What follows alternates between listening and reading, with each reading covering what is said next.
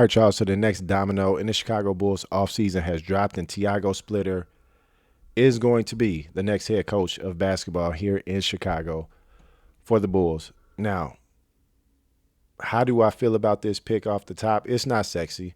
It's not sexy whatsoever, and I don't think it needs to be. One thing we have to do in this city is get back down to what it's all about. It's about playing good, solid basketball. But we need good players to do that, right? And if you go back even before the Tiago Splitter hire, they brought in Bryson Graham, a guy that was being tabbed as someone who can identify talent in the draft and bring him into the organization. Now, he's a front office guy. He needs somebody that can come in and be able to develop these guys. They bring in Tiago Splitter as head coach to do that. Well, what makes him qualified to be able to do that? Well, first and foremost, he spent majority of his career in San Antonio, where at every level they have Hall of Fame caliber talent, from the front office with R.C. Buford to Greg Popovich, who was head coach when he was playing there, to obviously they have Hall of Fame players, Tim Duncan, David Robinson, go on and on down the list.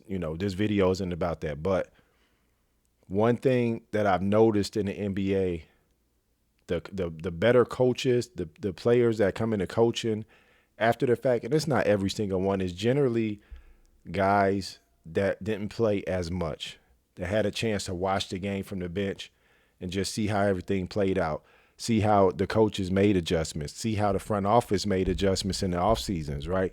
So all of these things are on this guy's resume in terms of the things he was around, right? And as a head coach, just after he stopped playing, he went straight into coaching. So I would assume when he was playing, he had an idea that he wanted to coach. And he worked his way up. It wasn't something he went into some high-level assistant job right away. No. He started at the bottom. He worked his way up. He worked with guys in terms of teaching them, how they should be playing and what the expectation was for them. And he worked his way up. From with Brooklyn, he went to Houston. He got his first head coaching gig in 24 over in Paris, where he won a championship. And call it what you want. Winning basketball is winning basketball, because the game is the same, whether it's here in America or Europe. Yes, the rules are a little different. I don't want to nitpick about that, but you get my gist. Fast forward to this past NBA season, he joined the Portland Trail Blazers coaching staff, where Chauncey Billups was the head coach. He had the off-the-court issues to where he was not able to coach this year, so Tiago was named interim head coach. And this team gets to the playoffs, 42-40 record. They competed every night. Even in the playoff series that they ultimately lost, they were competing. And that's what you want. When I look at the Chicago Bulls and the young talent that we have, Modest Buzelas, Josh Giddey, whoever we pick at 4, whoever we get at 15, I want a coach that can come in and teach these guys how to play the game the right way, to go out and compete every night,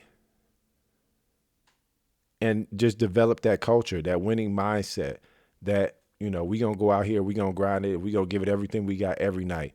That's what we need to get back to here, and that's how we get back to being a championship caliber organization. So is this a sexy pick? No. But I think it could be potentially the right pick. None of us know right now, none of us. But with time, that will tell. So we got the draft coming up. I'm going to leave it there. Let me know down in the comments how you guys feel about the pick, and I'll check you out in the next one. Peace.